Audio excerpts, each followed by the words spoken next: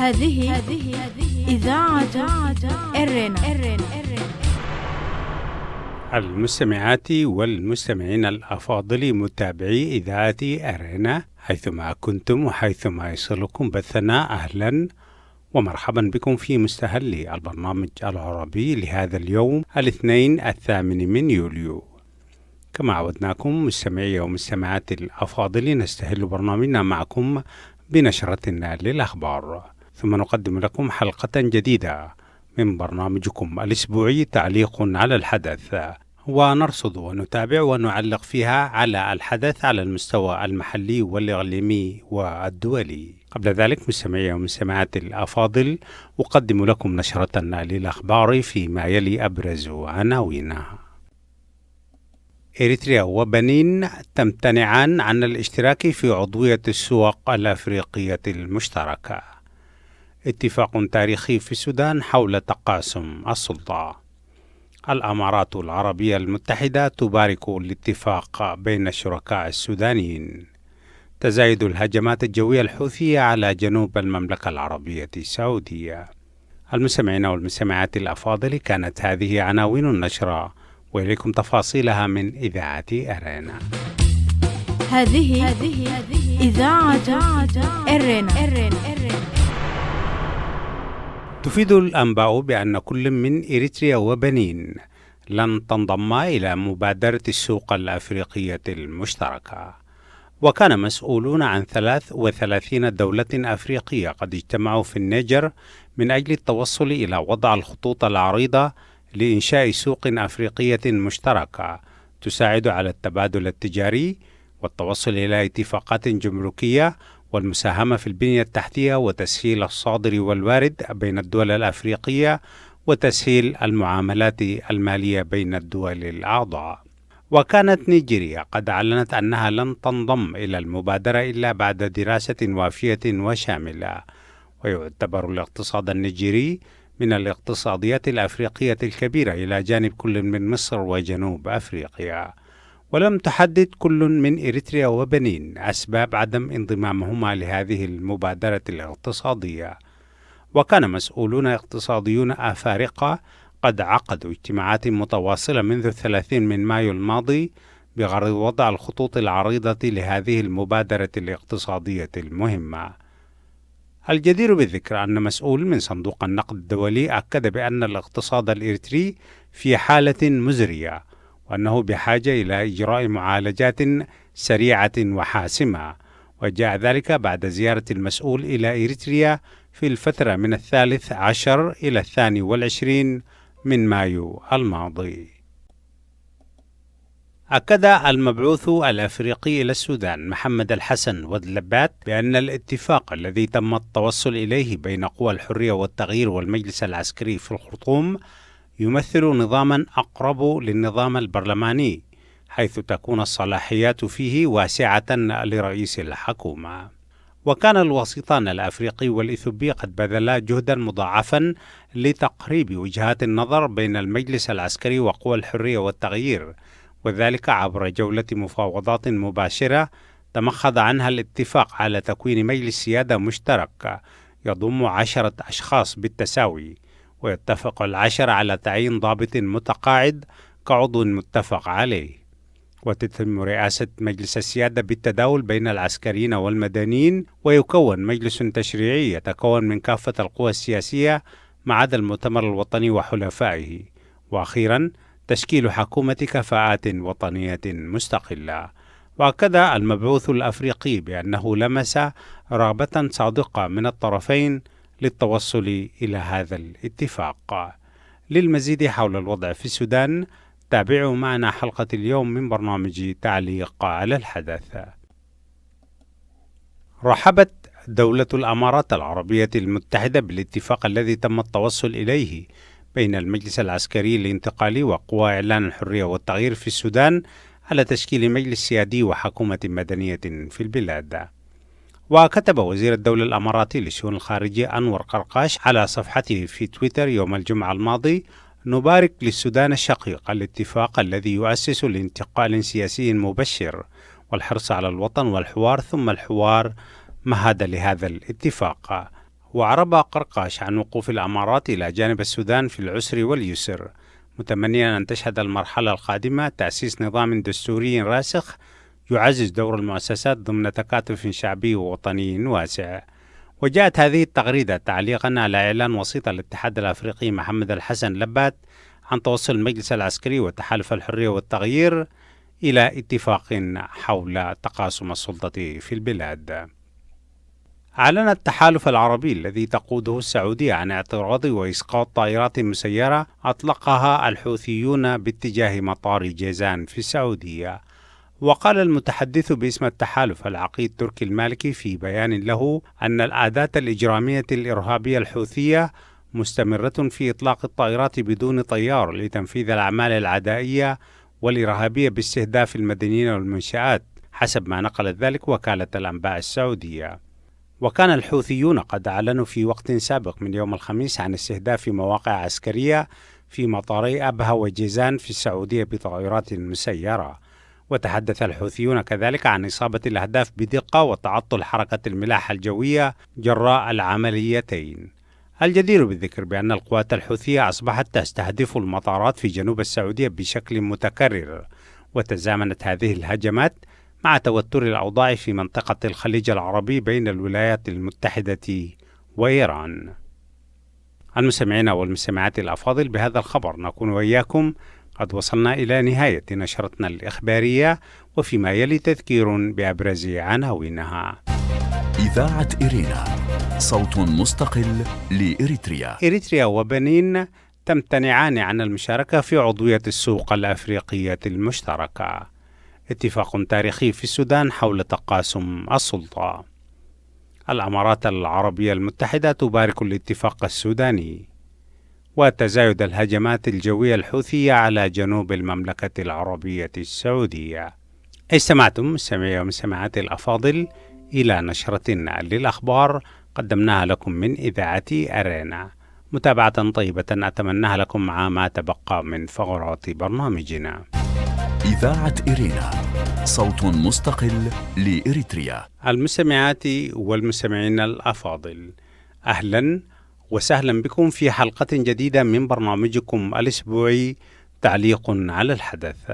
نبتدي حلقة اليوم من إريتريا ونبحث في الشأن الإريتري، ثم نتقدم خطوة إلى دول الجوار ونتناول علاقات إريتريا والسودان، وأخيرا نتناول النقاط التي تعرض لها المبعوث الأمريكي حول وضع الوساطة في السودان وما يجب أن يكون عليه الوضع.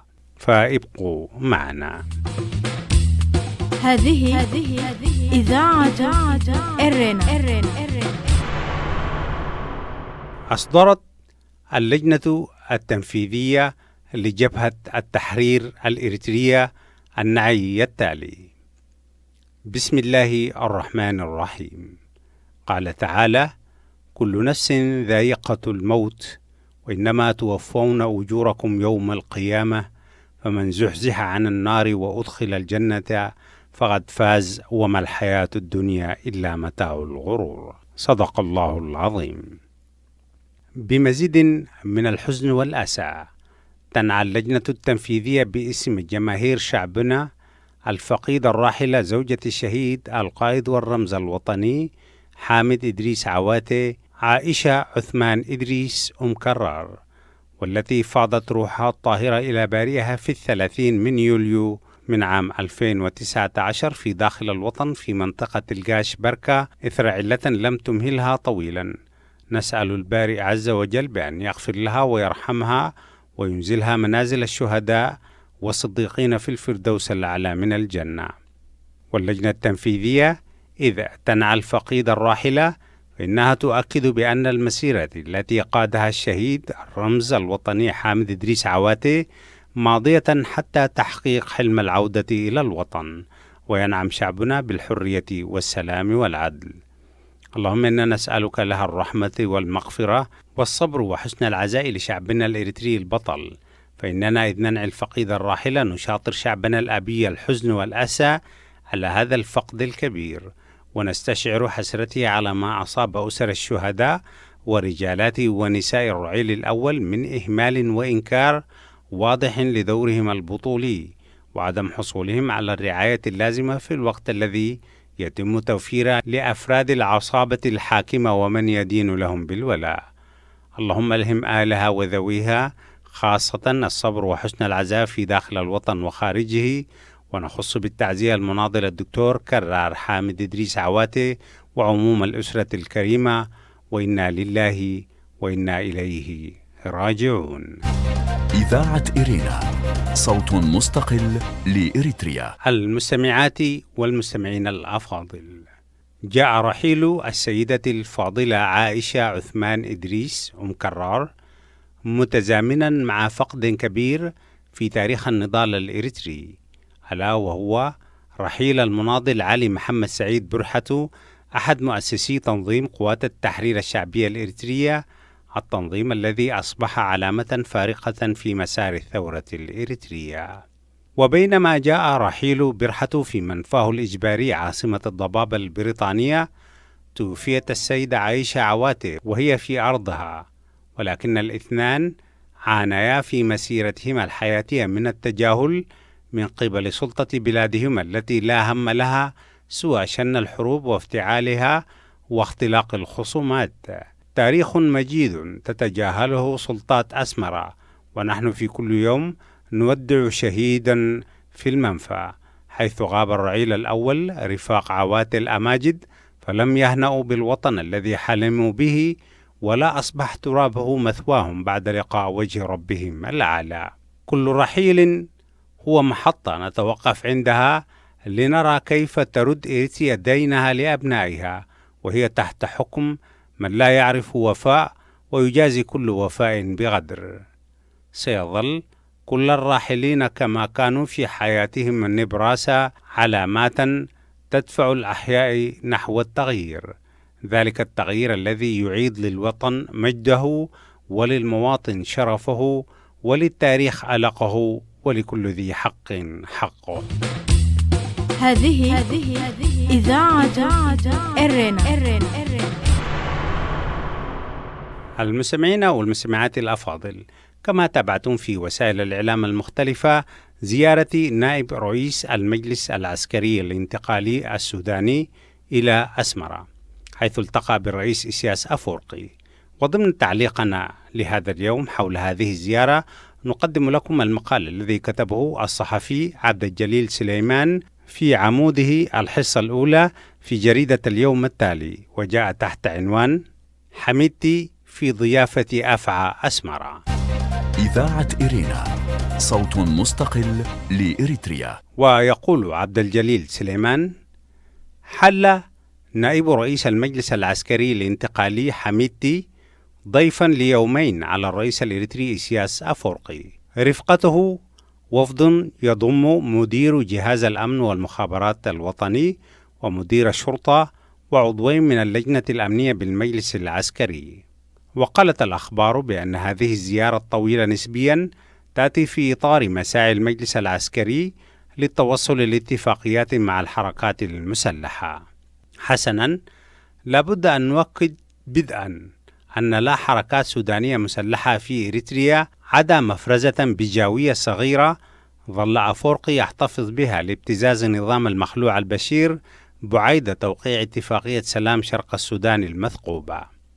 إذن زيارة حميدتي لأسمرة ليست من أجل الهدف المعلن لها، وإنما لأسباب أخرى ذات صلة بالمستجدات في الساحة السودانية أعقاب موكب 30 يونيو العظيم، وقبول المجلس العسكري تكتيكيا على الأقل بالمبادرة الإثيوبية الأفريقية، إذ اعتبرها تمثل قاعدة ممتازة للتفاوض، بعد أن ظل يرفض التعامل معها ويلتف عليها ويسوف ويماطل من أجل إجهاضها وتجاوزها. لكن اضطر أخيرا وبعد التفويض الشعبي الكبير الذي نالته قوى إعلان الحرية والتغيير من قبل الشارع في 30 من يونيو المنصرم إلى الرضوخ للأمر الواقع. هذا ما لا يقبله الرئيس الإريتري الذي يحكم بلاده بالحديد والنار منذ 3 عقود، بلا برلمان ولا ميزانية ولا إعلام ولا أحزاب سياسية، يخرج ببلده من حرب إلى حرب جديدة ومن أزمة إلى أخرى، يجند الشباب والشابات في الخدمة الإلزامية لسنوات غير محدودة، فيضطرون للهروب إلى السودان كمعبر إلى ليبيا ومصر، ومن ثم إلى أوروبا عبر الصحراء والبحر، فيموت جلهم وتنجو قلة منهم.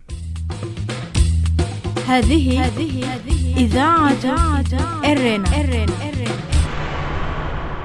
لازلتم مستمعي ومستمعاتي الأفاضل تستمعون إلى مقال بعنوان حميدتي في ضيافة أفعى أسمرة للصحفي عبد الجليل سليمان في صحيفة اليوم التالي السودانية. ويواصل عبد الجليل سليمان القول: بطبيعة الحال فإن أفورقي لا يريد ديمقراطية في السودان، لأنها ستؤثر عليه بشكل مباشر، حيث أن الإريتري والسوداني هما في الواقع شعب واحد ممتد بين بلدين، كما هو الحال بالنسبة لتشاد ومصر وغيرهما. وعليه فإن زيارة حميدتي إلى إريتريا تعني شيئا واحدا فقط، وهو أن أفورقي سينصحه بمزيد من القمع والتنكيل والقتل والتعامل بشدة مع الخونة الذين يريدون نظام حكم ديمقراطي مدني. وللرجل خبرة طويلة في مثل هذه الأمور، إذ هو كما وصفه السفير الأمريكي السابق في أسمرة رونالد ماكمولن وفقا لتسريبات ويكيليكس بالمجنون والانطوائي ومتقلب المزاج، وإنه ينفق جل وقته في محاولات فطيرة للرسم، وبسبب سياساته الطائشة فإن الشبان الإريتريين يفرون من بلادهم بالآلاف، والاقتصاد سقط في دوامة الموت، وامتلأت سجون إريتريا عن آخرها، بينما بقي الدكتاتور المنفلت من عقاله على قسوته وتحديه، وأن 80% من الإريتريين يعملون في مزارع بالقرى الصغيرة، ويعتمد كثير منهم على الاقتصاد النقدي، وينتجون بعض ما يحتاجونه كي يبقوا على قيد الحياة. إذا كان حال الرئيس الإريتري كذلك، فماذا يتوقع أن يقدم للسودان ولحميدتي شخصيا، غير أن يحثه على تسريع خطاه نحو استلام السلطة عبر أدوات القمع والبطش وآليات الموت؟ فإذا استمع حميدتي إلى نصائح الرجل فإنه سيضع نفسه مباشرة في مأزق أكثر مما هو ماثل الآن. ولذلك على المجلس العسكري ممثلا في حميدتي أن يتوخى الحذر، فأفعى إريتريا متأهبة للدغ في أي لحظة، فقد لدغت حكومة البشير، ثم المعارضة والتجمع الوطني الديمقراطي وجبهة الشرق وحركتي تحرير السودان والعدل والمساواة، وهي الآن ترفع رأسها لحميدتي. هذه إذاعة إرنا. استمعتم مستمعي ومستمعاتي الأفاضل إلى مقال للصحفي عبد الجليل سليمان تحت عنوان حميدتي في ضيافة أفعى أسمرة، وهو من صحيفة اليوم التالي السودانية. إذاعة إرينا، صوت مستقل لإريتريا. المستمعين والمستمعات الأفاضل، لازلتم تتابعون حلقة اليوم من برنامجكم الأسبوعي تعليق على الحدث، ونبقى أيضا في الشأن السوداني، ولكن هذه المرة من وجهة نظر أمريكية في مقتطفات من المقابلة التي أجرتها صحيفة البيان الأماراتية مع المبعوث الأمريكي إلى السودان، فإليكم بعض ما ورد فيها.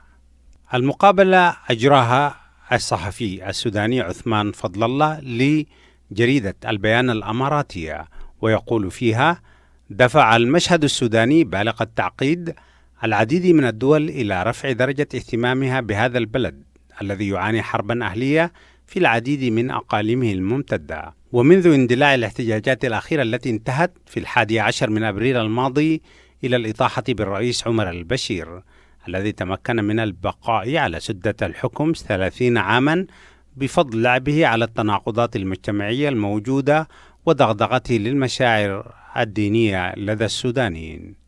وفور إزاحته عن المشهد وجد السودانيين أنفسهم أمام مشهد أكثر تعقيدا، وهالهم حجم ما خلفه النظام من تعقيدات أدت إلى خلط المشهد تماما وإرباكه، ما جعل البلاد تظل ل3 أشهر دون ما حكومة تدير شأنها العام، وصاحب ذلك استمرار الاحتجازات. جلست البيان إلى المبعوث الأمريكي الخاص للسودان الدبلوماسي الأمريكي السابق دونالد بوث، وقلبت معه أوراق المشهد السوداني ورؤية الولايات المتحدة للحل هناك. فإليكم مقتطفات من هذه المقابلة. إذاعة إرينا، صوت مستقل لإريتريا. وفي معرض رده حول كيف تنظر الولايات المتحدة للوضع في السودان، قال السفير دونالد بوث: من المهم للأطراف السودانية محاولة التوصل إلى اتفاق، خاصة أن السودان ظل بلا حكومة متفق عليها لما يقارب 3 أشهر. فضلا عن ذلك، فإن الفراغ الناجم عن غياب الحكومة يؤدي إلى مخاطر تجعله عرضة للملء من قوى غير مرغوب في وجودها، سواء عن طريق أفعال لقوى منفردة بعينها، أو ربما عن طريق إثمار الجهود التي يحاول النظام السابق من أجل استعادة سلطته التي فقدها. لهذا كله فإنني أرى أن المسارعة في إنجاز اتفاق من أجل أن نرى سودانا مستقرا وتشكيل حكومة يقودها المدنيين صارت أولوية مطلقة حتى لا تنزلق البلاد إلى الفوضى. وحول أولويات المرحلة يقول السفير دونالد بوث أن العمل الذي يحتل الأولوية بعد الفترة الانتقالية هو التفاوض حول قضايا النزاع مع الحركات المسلحة، تحديدا في ولايات دارفور وفي مناطق ولايتي جنوب كردفان والنيل الأزرق. وعند إنجاز ذلك سيكون في مقدور هذه الحركات العودة إلى البلاد والمشاركة في المهمة الرئيسية الثانية لفترة الحكم الانتقالي، وهي وضع الدستور المرتقب ومراجعة نصوصه من أجل التحضير للانتخابات العامة التي هي المهمة الثالثة للحكم الانتقالي. هذا الدستور يعول عليه القيام بتنظيم سير إجراءات الانتخابات من أجل إيجاد حكومة منتخبة تطلع بإجراءات الإصلاحات المستقبلية الضرورية في البلاد، ويعد هذا الوصول إلى مرحلة هذه الحكومة هو المهمة الرئيسية الرابعة والأخيرة لفترة الحكم الانتقالي. وحول التحقيق في مجزرة 3 يونيو وكيف يرى السودانيين الموقف الأمريكي حيالها، يبدو أقل مما كانوا يتوقعونه، إذ يبدو الموقف الأمريكي أقل مما يتوقعونه، حيث يطالبون بلجنة تحقيق دولية، بينما يردد ممثل الإدارة الأمريكية عبارة تحقيق مستقل بدلا من تحقيق دولي. فما قولكم؟ ويقول دونالد بوث: كنا حضورا في الخرطوم في وقت مبكر من هذا الشهر، وقلنا بإجراء تحقيق مستقل وموثوق به. ذكرنا ذلك بوضوح، وأشرنا إلى أن أي تحقيق داخلي حتى ولو تم إنجازه بشكل جيد فإنه سيواجه حتما مشكلات جمة تتعلق بمصداقية المعلومات والإفادات. ولذلك اقترحنا أن يكون هناك شركاء خارجيون في التحقيق حول تلك الأحداث، سواء من الاتحاد الأفريقي أو من الأمم المتحدة، وإن مثل هذه الإحالة يمكن أن تقود إلى تأكيد تلك المصداقية المطلوبة. ولكننا في الحكومة الأمريكية لا نرغب في فرض رؤيتنا حول كيفية الوصول إلى الصيغة المثلى في شأن إجراء التحقيق، ولدينا قناعة بأن هذه المصداقية المرجوة له يمكن أن يتم تقريرها وفرضها بواسطة السودانيين أنفسهم. وعموما نحن قمنا بإصداء النصح والمشورة التي رأيناها ضرورية لتلك الغاية، وقمنا بالتحدث إلى الاتحاد الأفريقي حول هذا الأمر، وأبلغونا أنهم لا يمانعون في ذلك متى ما رغبه السودانيين وخاطبوا بشأنه مفوضية الاتحاد الأفريقي المختصة بحقوق الإنسان للمشاركة في هذا العمل. فالاتحاد الأفريقي سبق له أن أجرى تحقيقات عديدة وناجحة في أحداث مماثلة، منها المجازر التي حدثت في جوبا في جمهورية جنوب السودان عام 2013. ولكن هل هذا التوجه يلزم السودانيين؟ أولا أن يوافقوا على ما يجب أن يتسم بالمصداقية وموجبات التحقيق وكيف يتم إجراءه. ولكنني أعود لأقول أن الأولوية الآن يجب أن تعطى لتكوين الحكومة الانتقالية بقيادة ومسؤولية شخصيات مدنية قبل الانخراط في الشأن الخاص بالتحقيق في أحداث 3 يونيو. هذه إذاعة إرينا. المستمعين والمستمعات الأفاضل، كانت هذه مقتطفات من المقابلة التي أجرتها صحيفة البيان الأماراتية مع المبعوث الأمريكي للسودان السفير دونالد بوث. وبهذا نكون وإياكم قد وصلنا إلى ختام فقرات برنامجنا لهذا اليوم.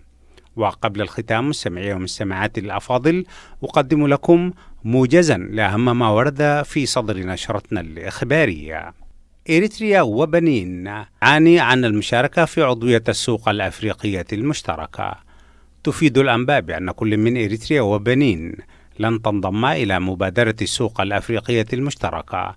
وكان مسؤولون عن 33 دولة أفريقية قد اجتمعوا في النيجر من أجل التوصل إلى وضع الخطوط العريضة لإنشاء سوق أفريقية مشتركة تساعد على التبادل التجاري وإلى اتفاقات جمركية والمساهمة في تسهيل الصادر والوارد بين الدول الأفريقية. ولم تحدد كل من بنين وإريتريا أسباب عدم انضمامهما إلى هذه المبادرة الاقتصادية الجديدة. اتفاق تاريخي في السودان حول تقاسم السلطة. أكد المبعوث الأفريقي للسودان محمد الحسن والدلبات بأن الاتفاق الذي تم التوصل إليه بين قوى الحرية والتغيير والمجلس العسكري يمثل نظاما أقرب للنظام البرلماني، حيث تكون الصلاحيات فيه واسعة لرئيس الحكومة. الأمارات العربية المتحدة تبارك الاتفاق السوداني. رحبت دولة الأمارات العربية المتحدة بالاتفاق الذي تم التوصل إليه بين المجلس العسكري الانتقالي وقوى إعلان الحرية والتغيير في السودان. وكتب وزير الدولة الأماراتي للشؤون الخارجية أنور قرقاش يوم الجمعة الماضي على صفحته في تويتر: نبارك للسودان الشقيق الاتفاق الذي يؤسس لانتقال سياسي مبشر. وأخيرا، تزايد الهجمات الجوية الحوثية على جنوب السعودية. أعلن التحالف العربي الذي تقوده السعودية عن اعتراض وإسقاط طائرات مسيرة أطلقها الحوثيون باتجاه مطار جيزان في السعودية. وقال المتحدث باسم التحالف العقيد تركي المالكي في بيان له أن الأداة الإجرامية الإرهابية الحوثية مستمرة في إطلاق الطائرات بدون طيار لتنفيذ الأعمال العدائية والإرهابية باستهداف المدنيين والمنشآت، حسب ما نقلت ذلك وكالة الأنباء السعودية. المستمعين والمستمعات الأفاضل، استمعتم فيما مضى إلى موجز لأهم ما ورد في نشرتنا الإخبارية لهذا اليوم. وأذكركم في الختام أيضا مستمعي ومستمعاتي الأفاضل بأنكم يمكنكم الكتابة إلينا التواصل معنا على البريد الإلكتروني arabicarena@gmail.com. وحتى الملتقى في حلقة جديدة من برنامج تعليق على الحدث والبرامج الأخرى لإذاعة إيرينا. لكم من محدثكم فتح عثمان ومن زملائي في الإذاعة أطيب التحايا، ودمتم في رعاية الله وحفظه. هذه إذاعة إيرينا.